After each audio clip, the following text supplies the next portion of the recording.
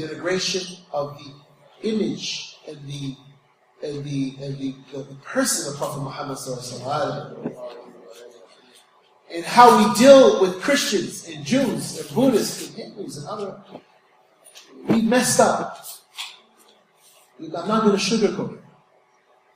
I've been sugarcoating in Atlanta for the past 6 years. I'm not sugarcoating anymore. And many of us didn't know. Brother, I didn't know. Even though the books are there. The books are there. The websites are there. We just didn't know. So my hope is that we rediscover what our unique, as the Sheikh says, socio-cultural stamp is. What is our fingerprint? Because every people has a fingerprint that's unique and needed. I'm not saying one is better than the other. But if you only have 4 fingers and no thumb, right? Or thumb and no ring finger, or no index finger, holding and grabbing and doing all the things that you do with your hand will be much more difficult. My message to those of you who are African or African American is this: the world needs you. But you can't help if you don't know who you are. You can't help if you don't know who you are. So we need to stop procrastinating. Alright? What is our particular worldview? What is our commitment to that worldview? Brief intro to African-Islamic history. African-Islamic history begins with Prophet Adam alayhi salam and Hawa. Adam alayhi salam did not come from Africa. If you think he came from Africa, you're mistaken. He came from paradise. Came from paradise. And this is something, unfortunately, we don't hear Muslims say enough. The first man and woman did not come from Africa. They came from paradise. In a sense, we are the true extraterrestrials. Right? We are E.T. Right? And we need to phone home. Right? The way you phone home is with dhikr of Allah. That's how you phone home. You keep doing dhikr until you taste and you see and you hear and you smell paradise. Right? Anyway, that's a whole other subject. But Adam and Hawa, even though they were not African, they walked in Africa according to Muslim tradition and also Hindu tradition.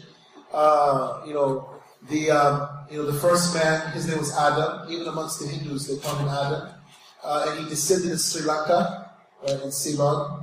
Allah knows best. We don't have a scripture to confirm this, but this is tradition. There's actually a mountain in Sri Lanka called Adam's Peak that Buddhists, Hindus, and Muslims venerate, and they believe that he made his way, and he made his way from there to Arabia, northeastern Africa, and that they walked, and that they met at Arafah.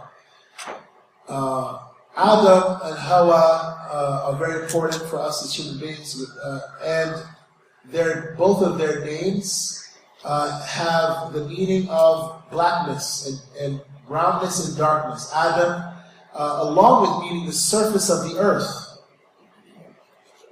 means something that's very, very black, very dark. When they describe Bilal anhu in the books of biography, they say, Kana adim shadid al-udman. He was extremely dark-skinned. And this makes sense because Allah subhanahu wa ta'ala took earth from every corner of the world from which He created Adam. And when you mix up all the different colors, you get what? Black. Right? And because of that, all the other peoples of the world can come out of Adam. So blackness is a symbol of universality, not exclusivity. To be black means to be inclusive of every nation and every people and every culture. And we can go further to this. But Hawa also means black as well. Okay? As Allah mentions in Surah Al-A'la, right? Khufa'an ahwa, right? that they become like withered grass. Ahwa means dark brown. Ahwa, hawa. Okay. Nefertiti and Akhenaten. Akhenaten was the pharaoh that established monotheism. A lot of Egyptologists and Orientalists mistakenly attribute to him starting a sun cult. And if you read his words, you will see that he was referring to the worship of the one God of creation, not to the sun as an idol. And to me, and there may be earlier, but in my studies, this is where African-Islamic history begins. All of the pharaohs were not mushriks, were not idolaters.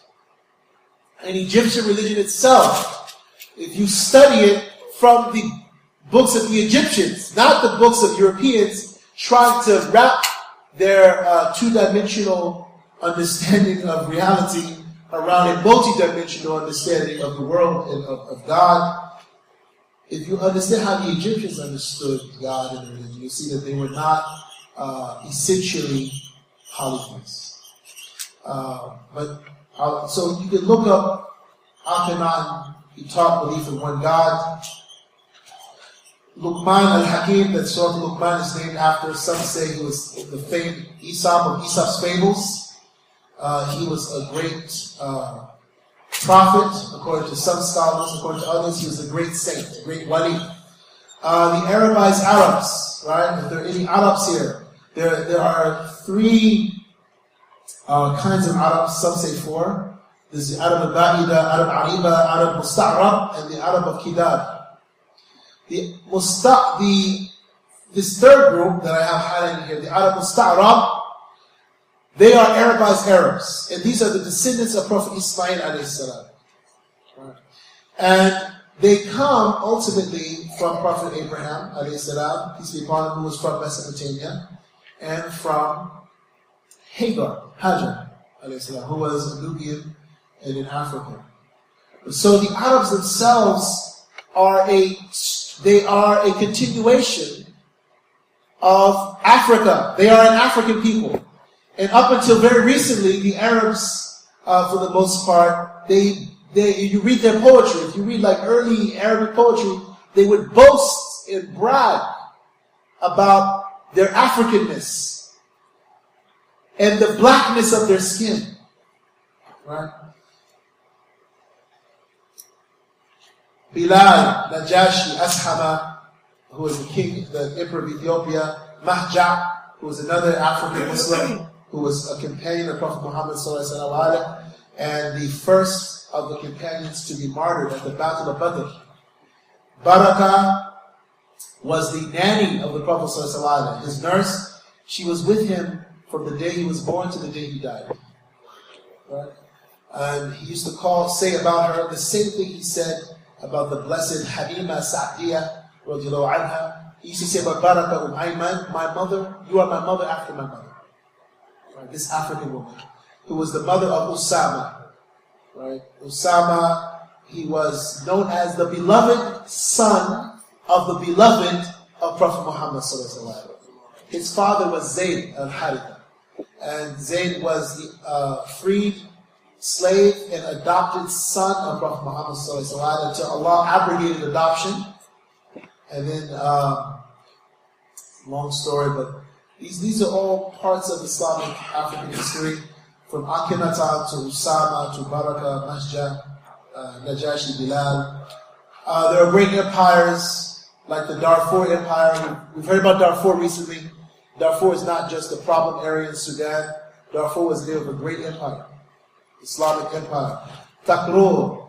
Black people used to call themselves Takruri. Right? If you were West African, they would call you Takruri. Right? Because it was the name of an empire, and it was also an identity. Mali, the empire of Mali, Songhai, these are part of the Golden Age. These are people who were known for their art. They were known for their adab, their character. They were known for their knowledge.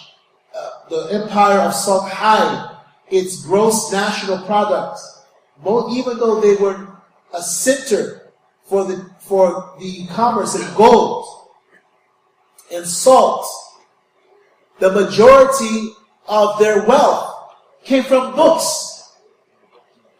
Books. A book to a person from some height was worth more than gold.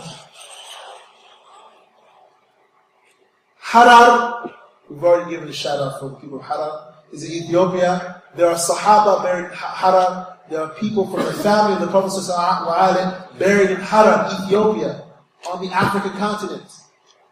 But we don't go visit. We don't go know this history. And Sheikh Abdullah Hakim Quick, who was just here with Maghrib Institute, he actually did a documentary on the city of Harar. Right? Do you know about that? You have to watch that? You should watch. It's online. It's beautiful documentary on the city of Harar in Ethiopia. Right?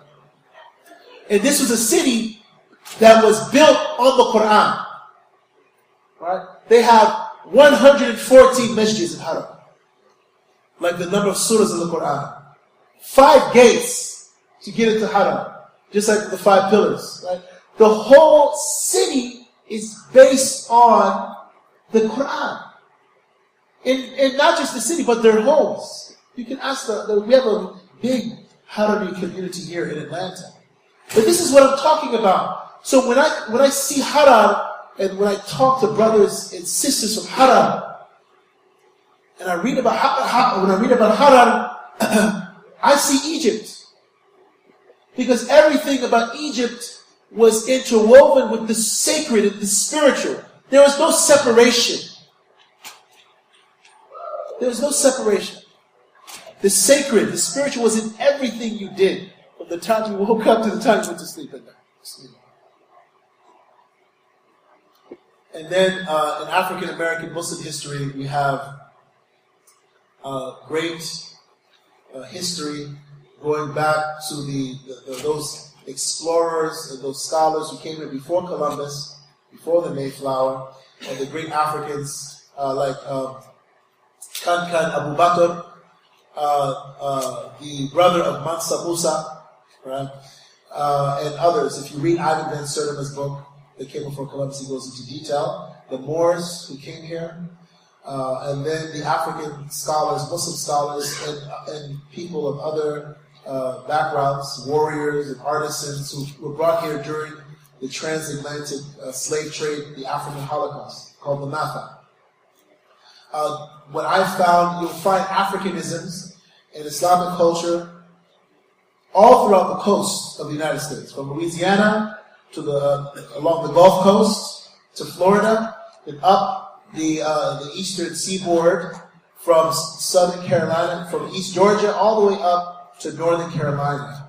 And if you join us in, inshallah, in April, we'll be going again to Sapelo Island, where you can see how Islam and African culture were never completely lost in the United States. And I used to think that. I think we lost everything. We lost our language, we lost our traditions, but no, it was not lost. It just went underground. And it went underground into the churches. It went underground into the Masonic lodges. Right?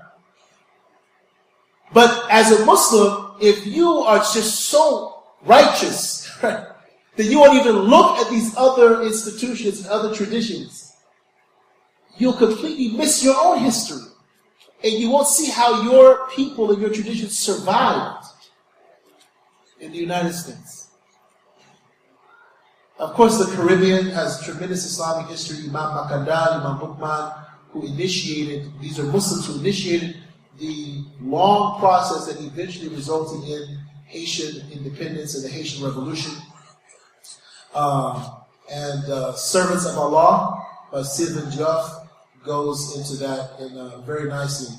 And then in South America, you also have great Islamic history, especially Brazil. The largest concentration of black people outside of Africa are in Brazil. In the region of Bahia, Brazil. Right, where some people wonder where I get my last name from. All right, so this is my connection. So I have Afro-Brazilian heritage. And in Bahia, if you go to Bahia, you will think you're in Africa, in Brazil.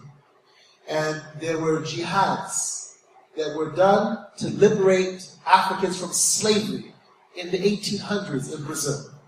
Right? There are books about this. One of my favorite is the one by Sheikh Muhammad Sharif of the Sankore Institute, Islamic Slave Revolts of Bahia, Brazil, right, which is an amazing book.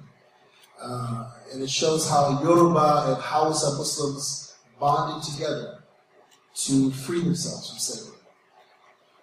So let's go to the meat of our discussion today.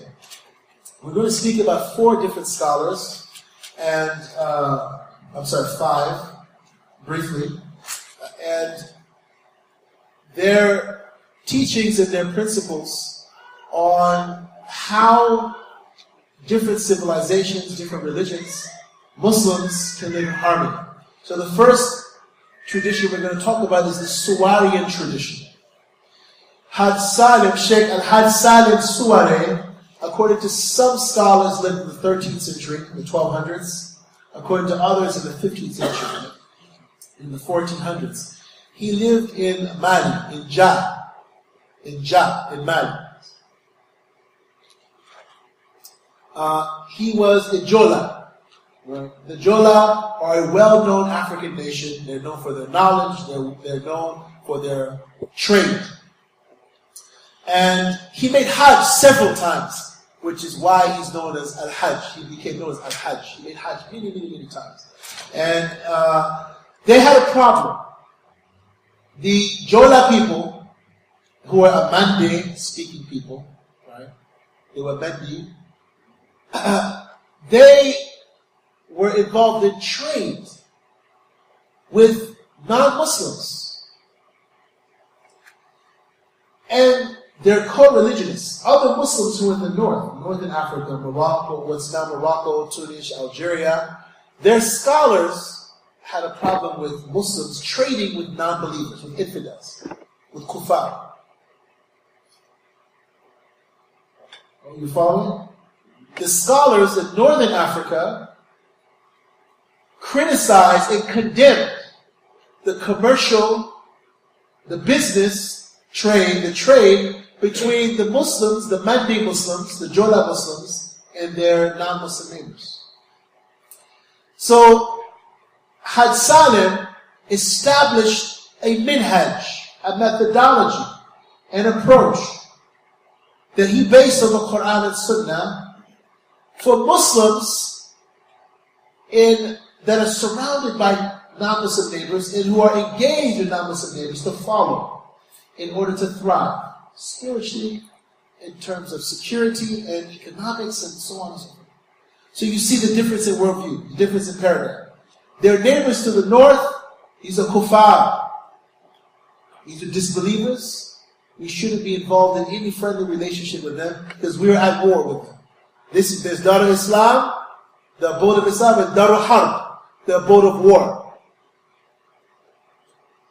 And Dar al-Sulh, right? So you're either Muslim, and you're our friend, or we have a treaty with you, or we're at war with you.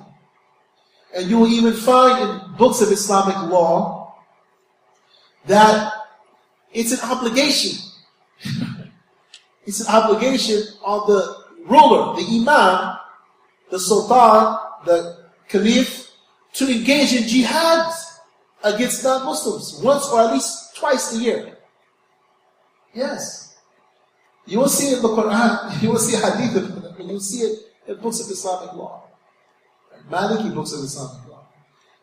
So Haj Salim devised this particular approach.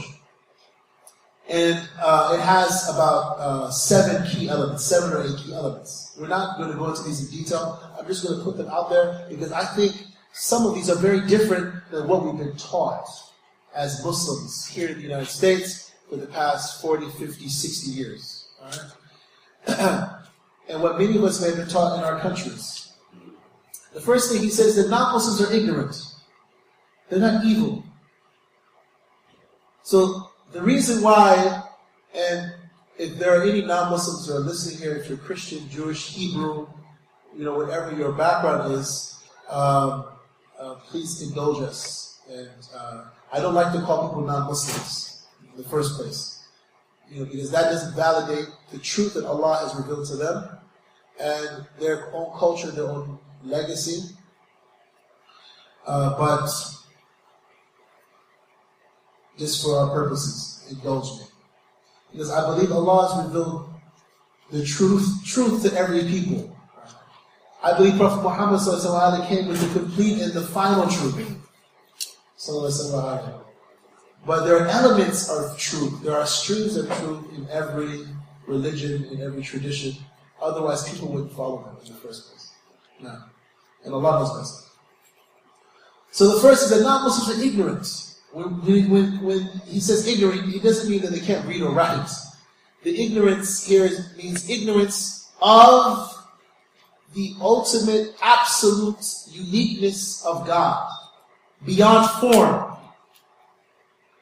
Beyond form. That Prophet Muhammad and the prophets before him taught. They're ignorant of that. Not that they're illiterate. That's not what ignorance means here.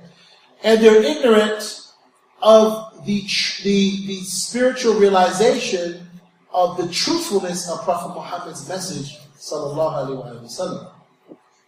They are not innately evil. They are not. I'll give you an example of this mindset. When I was in Nigeria, there was a lot of controversy about Sharia, right? Bringing Sharia to northern Nigeria. Some of you may have followed this in the late 90s, early 2000s, right? There was riots, people died, Christians and Muslims were fighting in Nigeria. It was serious. Serious, right? And I remember speaking with a brother after Jumu'ah. And he said, we are going to have Sharia in this state, or in this Kwara state, which is in northern Nigeria, whether the Christians like it or not. And if they don't concede to us, there will be jihad. Okay. First of all, you can't impose Islamic law on non-Muslims. That's number one. People have to acquiesce. They have to agree to be ruled. But anyway, so I remember talking to this brother who was serving me what they call chai da roti, right? Tea and bread. Chai is what they call chocolate, what we call hot chocolate here. They call it tea in northern Nigeria. And he was saying, you can't trust these Yorubas. So I'm Yoruba, my father. And he was Hausa, Fulani. So you can't trust these Yorubas. I said, why not? I said, they pray, they go to the masjid, they're Muslim. He said, because their ancestor was a mushrik. Don't you know the Yorubas go back to Nimrod? Right? Okay. So there's this idea that the Yorubas, even the ones who say, La ilaha illallah Muhammad Rasulullah, they're innately, inherently disbelievers. Right? And you even had cases where you had Muslims who were Hausa Fulani killing Yorubas who were Muslim in the masjid. Okay, the next thing. He taught that it's Allah's plan, it's God's design, that some people remain ignorant longer than others. So Hassan saw human beings as like flowers. And each flower, and they bloomed in their knowledge of Tawheed, and their knowledge of the truthfulness of Prophet Muhammad ﷺ in God's time, not your time. So they didn't deal with people like, okay, I'm just your friend, we're just going out because I want you to become Muslim. He recognized that people were on their own path to Allah subhanahu wa ta'ala. Number 3, he taught that Muslims must nurture their own learning and piety and thereby furnish good examples to non-Muslims around them. So they will know how to behave should they embrace Islam. This was the most important thing to him. Not missionary centers, or brochures, or DVDs about Prophet Muhammad sallallahu alaihi wasallam. And all of those things are helpful. Don't get me wrong. But his teaching was that Muslims must focus on their taqwa and their character more than anything else. So that when people think of Muslim, they're not thinking about bow ties, bean pies, Osama bin Laden, right? And marrying 4 wives and not eating pork. When you ask the average person what a Muslim is, just ask them. Go to an airport and ask people. People ask me all the time, are you Muslim? I say, it depends on what you mean. And I ask people, what is a Muslim? And 99% of the time they say, oh no. For some people, being Muslim is a race. It either means you're Arab or Pakistani, right? And for other people, it's a religion. And they don't know what we believe. They just know it's a religion that's from Arabia. So, our character and our taqwa. So we need to develop ourselves so that when people think Muslim, they think of someone who's spiritual, someone who's aware of God, someone who they can trust, someone who has the most beautiful character. And then he taught that Muslims could accept the jurisdiction of non-Muslim authorities, non-Muslim governments, as long as they have the necessary protection and conditions to practice the faith in accordance with the path, the sunnah of Prophet Muhammad sallallahu alaihi wasallam.